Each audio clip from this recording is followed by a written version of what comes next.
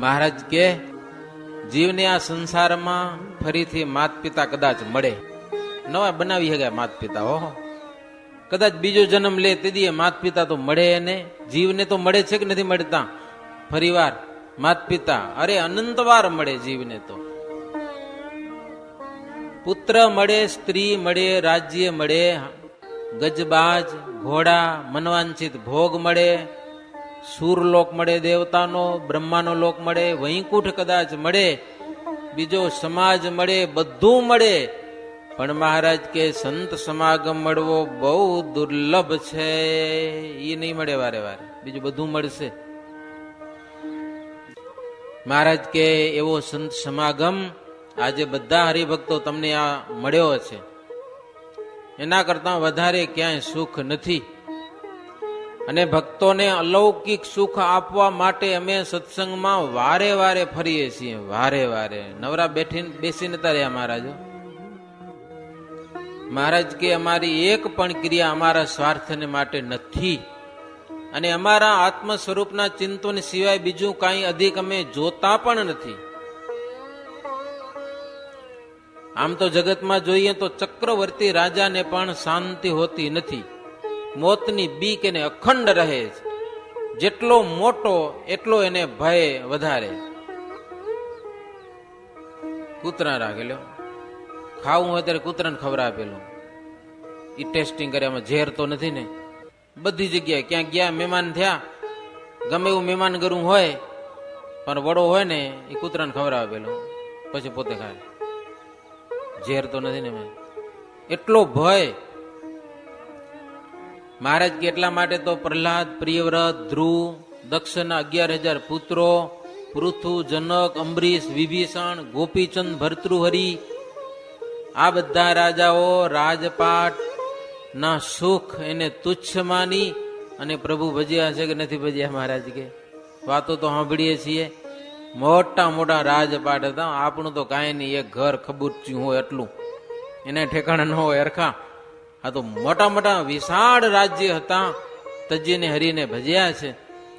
અને ભજ્યા તો કાળથી નાશ ન પામે એવું મહાસુખ અક્ષરધામનું બધા પામી ગયા છે. મહારાજ ભજ્યા ભગવાનને, ભગવાનના ધામને પામ્યા છે. અને ભગવાનનું ધામ છે એ નિર્ભય સ્થાન છે. સમજણ ન હોય તેને એ સુખની ગમ ન પડે. રાજાએ જાતિથી હીન વિભાગ ભિખારણને નિષ્કુળાનંદ સ્વામી લખ્યું છે ને, એક રાજા વગડામાં ફરવા ગયો હશે, કોઈ દાતણિયાની કોઈ દીકરી રૂપાળી હશે, એમાં મોહ પામ્યો ને ભિખારણ કહેવાય ને, એને લઈ આવ્યો ને એની સાથે લગ્ન કર્યા, રાજપાટમાં એને નિવાસ આપ્યો, પણ એને સુખ ન થયું. આવું વિશાળ રાજપાટ રાણી થવા મળ્યું. રાજાની રાણી ભમી ભીખ માગે, હાલે કંગાલ ને હાથ, ઘર લજામણી જાણી રાજા તેને. પછી શું કરે? આ તો ઘર લજામણી છે, ચામડા ઉખેડી નાખે હો, એવી મારે. પછી એને તો કાઢી મૂકી, ભૂંગે જઈને રાજી થઈ લ્યો. શું દુઃખ હતું કાંઈ? એમ મહારાજ કે સમજણ વિનાના હરિભક્તો ને એવું જાણવું લ્યો, સમજણ કાંઈ હોય નહીં ને. એવું છે કે આવો દિવ્ય સત્સંગ મળ્યો, રાજાના રાજા ભગવાન એના આપણે દાસ થવા મળ્યું. અને નહીં જેવી બાબતમાં બખેડો કરે ને માથાકૂટ કરે ને આમ છે ને તેમ છે ને, એ કેવા હરિભગત કહેવાય? મહારાજ વઢેરા આવું હું ન કહેતો ને મને વઢતા ની પાછા, આમાં લખ્યું છે એટલા માટે કહું છું. આટલી મોટી સોપ આપી ભગવાને આપણને, ભગવાનના આપણે દીકરા થઈ ગયા, અને હવે જો હાવ પંચ વિષયના સુખને માટે માથાકૂટ કરીએ તો ભગવાન આપણા ઉપર રાજી થાય?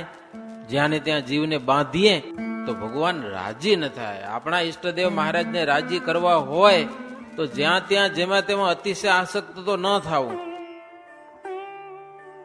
એમ કરીને મહારાજ પછી પોઢી ગયા, સભાને પૂર્ણ કરી.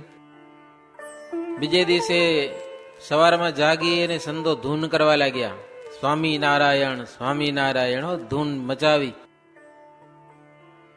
જેના કાને સ્વામિનારાયણ નામ પડે ને એના રાત્રિના અમંગળ બધા નાશ પામી જાય. લ્યો સવારે વેલા ભક્તો બધા નીકળ્યા હતા. કેટલા વાગે? 5 વાગે. હો 5 વાગે પેલા 4:45 વાગે હે આખા ગામમાં સ્વામિનારાયણ ની ધૂન બોલતા બોલતા ફરી આવે. હાંભરે ને કોઈ હાંભરે એના પાપ બળી જાય બધા. રાત્રિનું અમંગળ બધું એનું દૂર થઈ જાય એવું નામ સ્વામિનારાયણ છે. શ્રીહરિ ધૂન સાંભળીને જાગ્યા, દાંતણ પાણી કરી ઘોડે બેસી વાજતે ગાજતે તળાવ ઉપર આવ્યા. આ મેથાણમાં આમ ગામ છે, ગામની આ દિશામાં મોટું સરોવર પ્રસાદીનું. મહારાજ બહુ નાયા છે. અજા પટેલ ને જીવા પટેલ ચામર કરતા આવે ને છત્ર ધારી હોય મહારાજ ઉપર. શ્રીજી મહારાજ કે જો આ તળાવ અમે નાહીશું, અમારી પાસે કોઈ આવતા નહીં, અમને ખૂબ નાહવું છે કે આ જો નાવા દેજો અમને. અને મહારાજ કે પોતપોતાની મર્યાદાથી અને સ્વામિનારાયણ નામ બોલીને બધા નાવું, ભગવાનના ગુણ ગાતા ગાતા સ્નાન કરવું. પછી બધા સ્નાન કર્યું. 4 ઘડી સુધી તો નાયા.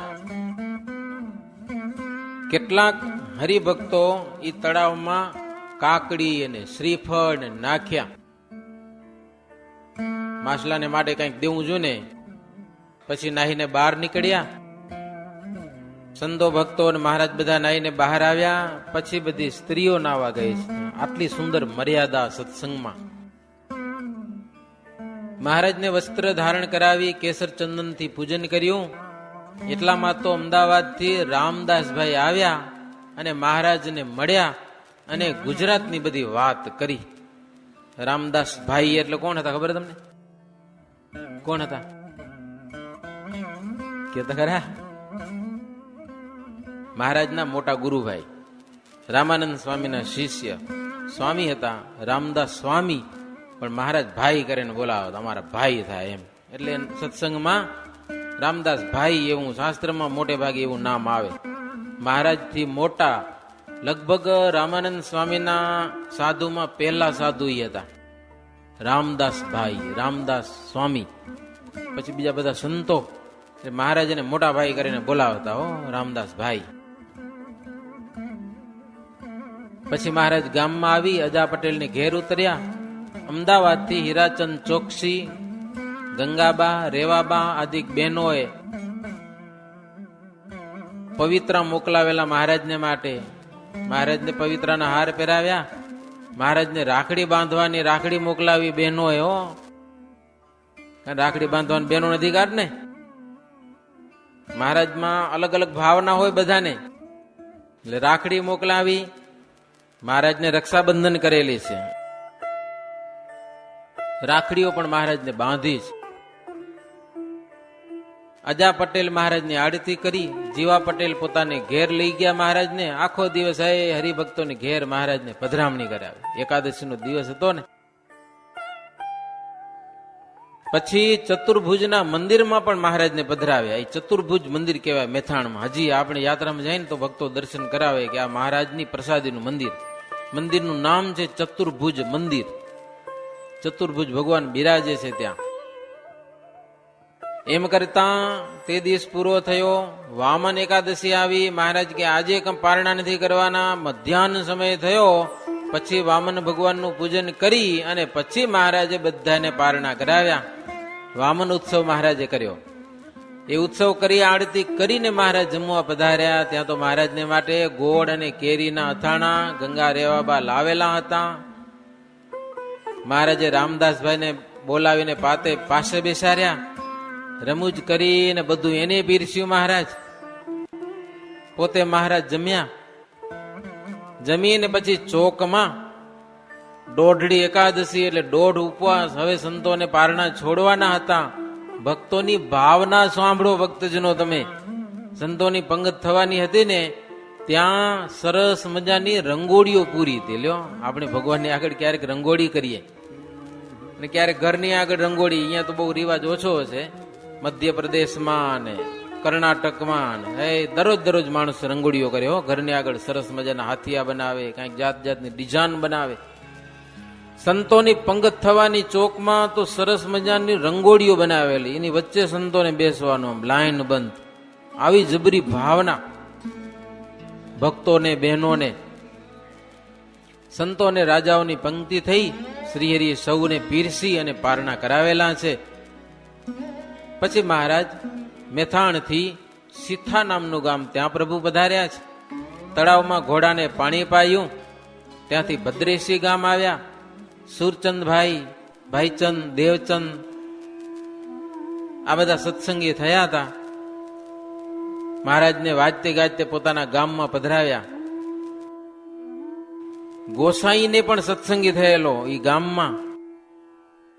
તો એ ગોસાઈ લોકો પણ ગામનું દૂધ મંગાવ્યું. હો 10-12 ગામનું દૂધ ભેગું કર્યું બધું. હો મહારાજ ને સંતો ઘણા બધા હતા ને, અને શ્રીહરિને માટે મોકલ્યું. રસોઈ તૈયાર થઈ, મહારાજ જમવા પધાર્યા. સંતો જમ્યા, દૂધ પાક ને સરસ મજાનું બધું બનાવ્યું ભોજન. જમીને પછી સંતો કીર્તન ગાવા લાગ્યા છે. શ્રીહરિ વાત કરી કે જગતમાં સંતો તો અપાર છે. ગામો ગામ મઠ બાંધ્યા છે બધાએ, સાધુઓએ પોતપોતાનું ઠેકાણું બાંધી લે. અત્યારે ગુરુકુલનું પ્રકરણ છે તો ઈ બાંધે, નહીતર મઠ બાંધી લે ક્યાંક રસ્તામાં ગામની. આ બસ પોતાનો મઠ હોય એમાં સાધુ રહેતા હોય. મહારાજ વાત કરે છે, હો જગતમાં અપાર સંત છે, તેમણે ગામો ગામ મઠ બાંધ્યા છે. અને મોક્ષમાં ભગવાનની મૂર્તિ દ્વાર રૂપ છે. જે જીવને મોક્ષ માર્ગે જવું હોય તો ભગવાનની મૂર્તિ તો આગળ રાખવી પડે, એના વિના એને ઈ રસ્તો મળે નહીં. મોક્ષનું દ્વાર ભગવાનની મૂર્તિ, એના વિના તો કોઈને મોક્ષ મળે જ નહીં. સંત અને અસંતના ગુણ એ એક નથી હોતા. બક અને હંસ બંને પક્ષી દેખાય ધોળા, પણ બેયમાં ગુણ અલગ અલગ છે. હંસનો ચારો સાચા મોતીનો ચારો કરે છે, જ્યારે બગલાનો ચારો શું છે? માછલા છે. એમ કોઈ સંત ધન, સ્ત્રી, લસણ, ડુંગળી, ગાંજો, ધંતુર, માજમ, અફીણ, દારૂ, માંસ વગેરેનું સેવન કરતા હોય, તેને જે ગુરુ કરે એનો મોક્ષ કેમ થાય? મહારાજ સભામાં આખું ગામ ભેગું થયું તો મહારાજ કે તમે વિચારો, એનો મોક્ષ થાય કેમ? ગુરુ જ આવા હોય, અધર્મમાં રચ્યા પચ્યા રહેતા હોય, એને કેટલાક ગુરુ બનાવે ને ચેલા આગળ બેઠા હોય. ગુરુ ભલે ને ચલમ ચડાવે ને ગાંજો ચડાવે ને હોય છે, એવા ચેલા જગતમાં હોય છે, લહેર કરાવે. મહારાજ કે કેટલાક લોકો એવાને આશરે થાય છે. હો વિચાર નથી કરતા કાંઈ, દેખા દેખી એકબીજાની પાછળ પાપ કર્મ કરે. મહારાજ કે એને સંત પણ કેવી રીતે કહેવાય? શું ભગવા કપડા પહેરેથી સાધુ થઈ જવાય? તો સીતાજીને ઉપાડવા રાવણ આવ્યો તો એ ભગવા કપડા પહેરીને આવ્યો હતો, ને સાધુ કેવો? મહારાજ કે સંત થોડો કહેવાય એને. મહારાજ કે પાપ કરે એ પાતકી કહેવાય, અને સંતને માર્ગે ચાલે એ સંત કહેવાય. સંત છે એ જીવનો મોક્ષ કરે છે, ને અસંત છે એ જીવને દુઃખ આપે છે, દુઃખનો રસ્તો બતાવે છે. અને કેટલાક તો ભગવાનની મૂર્તિની ઓથે પાપ કરે છે, અને પાપ કરવા માટે કેટલાક મઠ વગેરે બાંધતા હોય છે. તો આમાં દુઃખ ભરેલા છે. મહારાજ કે આશ્રય કરવામાં બહુ વિચારવું. શ્રીહરિની વાત સાંભળીને બુદ્ધિવાળા જનોએ વિચાર કર્યો કે સત પુરુષનો વિવેક તો જબરો મહારાજ બતાવે છે. પછી તો કેટલાક ગામના લોકો અસત પુરુષોનો ત્યાગ કરી અને સત્સંગ ધારણ કર્યો. સત્સંગના સંતો સ્ત્રી, ધન, અભક્ષ્ય, વ્યસન અને વિષયનો ત્યાગ કરી શ્રીહરિમાં જ એક પ્રીતિ રાખતા. અધર્મ કરવાની રુચિ છે તે જ સત્સંગનો અભાવ છે. જેટલો આપણે અધર્મમાં મન જાય એટલો સત્સંગનો અભાવ. પછી શેઠે મહારાજની પૂજા કરી, આખું કુટુંબ સત્સંગી થયું. શ્રીહરિ ત્યાંથી ચાલતા થયેલા છે. ગામની બહાર પ્રભુ આવ્યા. ટીકરપુર નામનું જે ગામ, ત્યાં પ્રભુ પધાર્યા છે. પરમારનું એ ગામ છે. તળાવ ઉપર આવી કરીને ઘોડાને પાણી પાયું. પછી પરમાર રાજા પણ આવ્યા છે. મહારાજને માટે જમવાની સુંદર વ્યવસ્થાઓ કરેલી છે, પ્રભુ જમવા પધાર્યા છે. પણ એ રાજાને કાશીની યાત્રા કરવાનો એક મનમાં સંકલ્પ હતો, કાશીની યાત્રા કરવા જાવું છે. પણ રાજાની ઉંમર વધારે હતી. પછી મહારાજ તો અંતર્યામી છે, એનો સંકલ્પ જાણી જમ્યા પછી મહારાજ બેઠા. રાજાને વાત કરી કે રાજન, તમે બહુ ભાગ્યશાળી છો. જેટલા તીર્થ છે બધા તીર્થ તમારે ઘેર આવી ગયા હો. કોઈ તીર્થ બાકી રહ્યું નથી, કે કોઈ બાકી નથી. અને તમને હરિભક્તોમાં હેત છે, તેને ગોકુળ, મથુરા, અયોધ્યા, કાશી, જગન્નાથપુરી, બદ્રીનારાયણ, મુક્તનાથ, દ્વારકા બધા તીર્થ આવી ગયા. કે મહારાજા સંતો અને ભક્તો છે ને એમાં બધા તીર્થ આવી ગયા. માટે હવે તમને કાંઈ કાશી જવાની જરૂર નથી. માની લ્યો કાશી આવી ગયું. ભગવાન આવ્યા, સંતો આવ્યા, ભક્તો આવ્યા. વચન નહીં માનો જો હમારા, ફિર નહીં આવો ઘર ઘર દ્વારા. સતસંગ જોગ જહાં સે ભયેઉં, અબ અધિક ન કોઈ રહેઉં. મહારાજ કે અમારું વચન નહીં માનીને કદાચ તમે કાશીની યાત્રા કરવા જાશો ને તો પાછા પોગશો નહીં ઘરે. હા, એટલે માંડી વારો. મહારાજ એવી વાતો કરી. ઓટોમેટિક રાજાને કાશી યાત્રા જવાની ઈચ્છા હતી ને ઈચ્છા પૂર્ણ થઈ ગયું મનમાં કે મારું આયુષ કદાચ ન રહે તો. પછી મહારાજ ત્યાંથી જવાની તૈયારી કરી. રાજાને રાજી કરીને મૂડીપુર પધાર્યા છે મહારાજ. ગઢપુર જેવું શહેર, પશ્ચિમ દિશામાં એમ ભોગાવો નદી વહેતી હોય એવું રડિયામનું શહેર લાગે. નદીનો સરસ મજાનો ઘાટ. મહારાજને આવું બહુ ગમતું. નદી કિનારાનું ગામડું મહારાજને બહુ ગમતું. એમાં સરસ મજાના ઝાડવા હોય, પાણી ભર્યું હોય. મહારાજ આમ રોકાઈ જવાની ઈચ્છા કરે, હો રોકાઈ જવાની, અહીંયા રોકાવું છે એવી મહારાજ મનમાં ઈચ્છા કરતા. મહારાજ વારે વારે નિરખીને આ બધું જોયું. ગામ, નદી, ઘાટ, ઝાડવા. ભોગાવા નદીને કાંઠે એક સુંદર વાવ હતી. તેનું પાણી મંગાવીને શ્રીજી મહારાજ પીધું. ભોગાવા નદી મૂર્તિમાન થઈ અને સ્ત્રીનું રૂપ ધારણ કરીને મહારાજની પાસે આવી છે. મહારાજની પૂજા સ્તુતિ કરી અને હાથ જોડીને કીધું, પ્રભુ મને આપણો યોગ થયો, હું પવિત્ર થઈ છું. પ્રભુ તમારો જેને એક વાર યોગ થાય, એક જ વાર, એને કાળ કર્મનો ભય રહેતો નથી જીવાત્માને. એક વાર તમારો યોગ થઈ જાય તો મારામાં તો કેટલાક સમજણ વગરના લોકો નાવા આવે છે, એનો કેમ ઉદ્ધાર થશે? એવું ભોગાવો નદીએ મહારાજને પૂછ્યું. ત્યારે શ્રીહરિ કે તટ ઉપર દેવતાઓનો નિવાસ હોય તો દેવતાઓનો પ્રકાશ હોય છે, એમાં એનો ભગવાન શ્રી કૃષ્ણનો જ્યાં નિવાસ હોય તેના પ્રતાપનો તો પાર નથી. મહારાજ નદીને કે તે મારી પૂજા કરી છે, તેથી તારા પાપ બળી ગયા. હવે તું મારું ધ્યાન કરજે, તારી ઈચ્છા પૂરી થઈ જશે.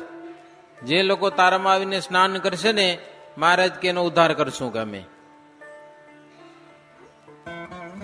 એવું એને વરદાન આપેલું છે. મહારાજ કે સત્સંગના નિયમ છે ને એ પરમ તપ છે. તપ કરવું કયું? નિયમોનું પાલન કરવું મોટા મોટું તપ છે. એમ કહી અને એ નદીને મહારાજ વર્તમાન ધરાવ્યા છે. સત્સંગી કરી અને સ્વામી નારાયણ મહામંત્ર કયો. મહારાજ કે ખબરદાર થઈ અને સત્સંગ કરવાનો અને સ્વામી નારાયણ મહામંત્રનો જપ કરવાનો, બસ. એના જેવું તો કોઈ નથી, કોઈ નથી. અને અત્યારે બીજું જોઈએ તો આપણાથી સાધન પણ શું થાય છે ભક્તજનો? કાંઈ નથી થતા. પણ હાલતે ચાલતે ભગવાનનું નામ લેવાય. જો અહીંયા ભક્તો બધા નિર્ણય કર્યો, હાજે 1 કલાક ધૂન કરવાની, સમયો આવે ત્યાં સુધી કરવાની. હો, બસ સ્વામિનારાયણ નામની ધૂન કરવાની. સત્સંગના નિયમો ખબરદાર થઈ રાખવાનું મહારાજ કીધું. હો ભોગાવા નદીને પછી હાથ ઊંચો કર્યો, એને જોઈને હીરા ચંદવણિકને સમાધિ થઈ ગઈ. ભેગા હતા. સમાધિ મને શું દેખાણું? પૂરની ઉત્તર બાજુ એક નદીને કાંઠે સુવર્ણ મંદિર દેખાવામાં આવ્યું. એના શિખર આકાશને અડતા હોય એવું દેખાણું. શિખર ઉપર સોનાના 3 કળશ ઝગમગતા હતા આવું દેખાણું. અને એ મંદિરમાં અખંડ વાજિંત્રો સહિત ઉત્સવ થતો હતો આવું સમાધિમાં દેખાણું.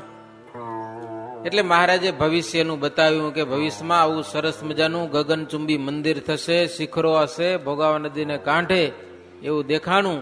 ગામના રાજા હતા રઘાભાઈ, એને ખબર પડી એટલે એ પણ અહીંયા આવ્યા છે. હાથ જોડીને વિનંતી કરી, પ્રભુ અમારે એવા સાપ પુણ્ય કે આપ અહીંયા પધાર્યા, હવે પ્રભુ પૂરમાં પધારો. મહારાજ કે જુઓ, દેવી ભક્તિ નામે કરીને તમારા ગામમાં એક હરિભગત છે, એ હરિભગત ને ત્યાં બ્રહ્મચારી રસોઈ બનાવી છે, અમે આવશું જમવા. સાંજનો સમય થયેલો હતો. મહારાજ આરતી ધૂન વગેરે બધું કરી અને પ્રભુ ગામમાં પધાર્યા છે. રાજાએ બધી સરભરા કરી મહારાજની, રસોઈ પાણીમાં પણ જે જોઈએ તે. સંતોને મહારાજને દીવા કરવા માટે રાજાએ તેલ પણ મોકલાવ્યું. શ્રીહરિ ત્યાં જમ્યા, બધાને જમાડી અને પછી સરસ મજાનું ગાન શરૂ કરેલું છે. સંતો બધા વાજિંત્રો લઈને દીવાનો પ્રકાશ કરી ગવૈયા સંતો પાસે સરસ મજાનું મહારાજ ગાન કરાવ્યું. સુખાનંદ મુનિ સિતાર સરસ મજાનો સારો વગાડતો. સંતોને એક વાજિંત્રો બતાવ્યા. સંતો પાસે વાજિંત્રો હતા. પ્રેમાનંદ સ્વામીએ દુક્કડ લીધા, દેવાનંદ સ્વામીએ તંબુરો લીધો અને મુક્તાનંદ મુનિ અને બ્રહ્માનંદ મુનિએ યુગન અને મુગન નામના મોર યંત્ર બજાવ્યા. સુખાનંદ સ્વામી ક્યારેક બંસી પણ બજાવતા, વાંસળી સરસ મજાની.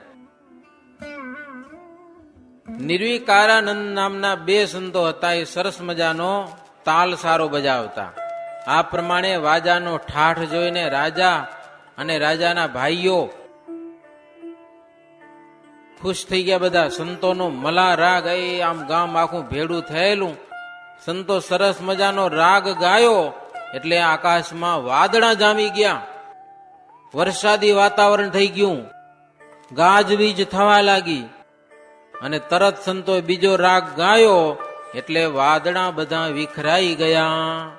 કેટલો પાવર હશે તમે કહો રાગમાં પણ, આકાશમાં વાદળા જામી જાય. આ બધું જોઈને રાજાને બહુ આશ્ચર્ય થયું. રાજા કે ઈશ્વર હોય ત્યાં જ આવવું હોય, કે બાકી બીજે ક્યાંય આવવું હોય નહીં. પછી ગવાયા સંતો જુદા જુદા પદ બોલ્યા. સાંભળીને રાજાએ કહ્યું, પૂર્વે ઘણા બધા અવતાર થયા છે, પણ આ વખતે જે અવતાર થયો તેનું દૈવત તો અપાર છે. સત્સંગી તથા સંતોનો પણ અપાર મહિમા છે. મુક્તાનંદ સ્વામી કહે છે, ઉત્તમ રાજન, શ્રીહરિ દેશો દેશમાં ફરી અને ધર્મ દ્રઢ કરવા માટે બહુ સામર્થ્ય બતાવ્યું. લોકોને ખૂબ ચમત્કાર, પરચા, સમાધિઓ. કોઈકને દુઃખ હોય તો દુઃખ દૂર કરી દેવા.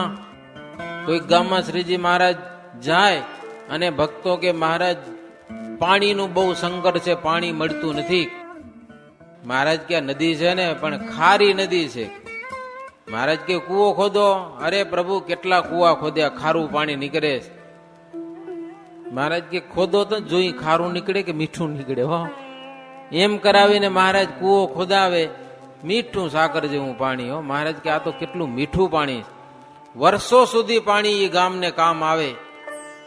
એમ મહારાજે લોકોને બહુ સુખી કરેલા છે.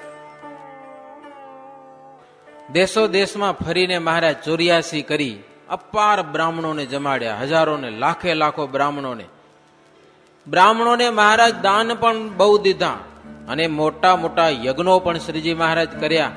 લક્ષાવધિ વિપ્રોને વારે વારે જમાડ્યા. કેટલાક બ્રાહ્મણોને યજ્ઞોપવિત આપવાના મહારાજે સંસ્કારો કરાવ્યા. બધો ખર્ચો મહારાજ કરે. એમાં કન્યાદાન દેવાનો ખર્ચો, એ મહારાજ કરાવતા ગરીબ બ્રાહ્મણોને. પણ આ બધું શા માટે? અધર્મનો ઉચ્છેદ કરવા અને ધર્મને દ્રઢ સ્થાપવા માટે. બીજી કોઈ મહારાજની ઈચ્છા નહીં હો. જો કે સામાન્યપણે ધર્મમાં ચાલવાની મનુષ્યની રુચિ હોતી નથી. આપણે બધાને ધર્મમાં હાલવું એ થોડુંક ભારે પડે. વેદ પુરાણ પ્રમાણે માણસો ચાલે નહીં હો, અઘરું પડે થોડું. અને અધર્મમાં ચાલે. પણ એ અધર્મ છે એ તો એક દંડ દેવા માટે ધર્મે દંડનું રૂપ ધારણ કરેલું છે. અધર્મ છે એ દંડ છે એક જાતનો. અને ભગવાન છે એ ધર્મનું સ્થાપન કરવા માટે જ આ પૃથ્વી ઉપર પધારે છે. જેને ધર્મમાં રુચિ હોય ત્યાં સુધી એને મનુષ્ય જાણવો, મહારાજ કે હો. ધર્મમાં રુચિ હોય ત્યાં સુધી. નીચ કે ચંડાલ ઈ પણ હરિભગતના ધર્મ પાડે તો એને હરિભગત કહેવાય? કહેવાય કે નહીં કહેવાય? ભંગીઓ હોય પણ ધર્મનું પાલન કરે ને તો એને હરિભગત કહેવાય.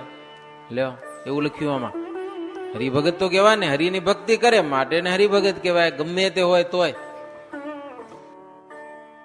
અને ધર્મનું ફળ છે મોક્ષ છે, ને અધર્મનું ફળ છે અધોગતિ છે. મહારાજ ભગવાન જાણે અને ભગવાનનું વચન ન માને તેની સમાન તો બીજું કોઈ પાપ નથી. ઓળખે છે આ ભગવાન છે અને એનું ન માનવું એના જેવું કોઈ પાપ નથી. ભગવાન જીવ ઉપર રોષ કરતા નથી, કારણ કે ક્યાં ભગવાન અને ક્યાં જીવ. કદાચ જીવ ન માને તો ભગવાન એના ઉપર રોષ નથી કરતા. એવી ભગવાનની અપાર મોટાઈ છે.